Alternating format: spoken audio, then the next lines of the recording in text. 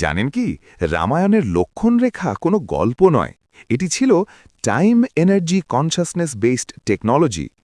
রামায়ণ শুধু মিথোলজি নয়, ছিল সিম্বলিক সায়েন্স, যাকে আজ আমরা বলি ফোর্স ফিল্ড বা সিকিউরিটি প্রোটোকল। রামায়ণের এই এক রেখার পেছনে লুকিয়ে আছে প্রাচীন ভারতের হারিয়ে যাওয়া সোমতিথি বিদ্যা।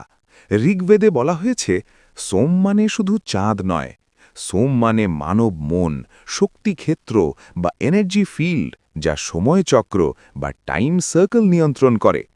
চন্দ্র সূর্যের অবস্থান বদলালে মানুষের সিদ্ধান্ত বদলায়, আজকের ভাষায় যাকে বলে নিউরোসায়েন্স অ্যান্ড সার্কেডিয়ান রিদম।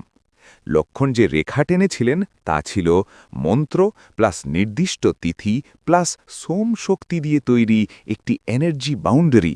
আজ যেমন লেজার ফেন্স, ইলেকট্রোম্যাগনেটিক শিল্ড, ঠিক তেমনি তখন সুরক্ষা মানে ছিল শক্তিক্ষেত্রের সীমারেখা। বিজ্ঞান বনাম রামায়ণ। আধুনিক সায়েন্স বলে নির্দিষ্ট ফ্রিকোয়েন্সি, নির্দিষ্ট প্রভাব, সীমা ভাঙলেই সিস্টেম ফেল। রামায়ণ বলে নির্দিষ্ট রেখা, নির্দিষ্ট শক্তিক্ষেত্র, রেখা অতিক্রম করলেই বিপর্যয়। কনসেপ্ট এক, ভাষা আলাদা। কথিত আছে, প্রাচীন যুগে এই বিদ্যা কেবল কয়েকজনই জানতেন, যাদের একজন ছিলেন লক্ষণ। মহাভারতের সময় শ্রীকৃষ্ণ নাকি এই বিদ্যার মাধ্যমেই পুরো কুরুক্ষেত্রকে আচ্ছাদিত করেছিলেন। কিন্তু সময়ের সঙ্গে আমরা হারিয়ে ফেলেছি সেই সব গ্রন্থ, সেই সব বিদ্যা।